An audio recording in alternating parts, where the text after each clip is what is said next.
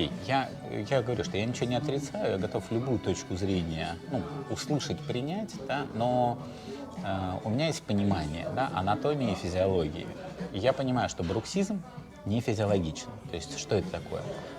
Все живые организмы на Земле стараются тратить наименьшее количество энергии, чтобы выжить. Да? То есть ночью у меня, к сожалению, пресс не качается, бицепсы не качаются, да? Но кто-то из пациентов ночью безумно работает мышцами. То есть то есть можно назвать нормой процесс, который не приводит к ухудшению, к каким-то патологическим воздействиям, да? Но от бруксизма стираются зубы, перегружаются суставы, перегружается шея. Да? То есть сказать, что это норма, нет, нельзя. Это не физиологично, это не функционально, это какая-то проблема.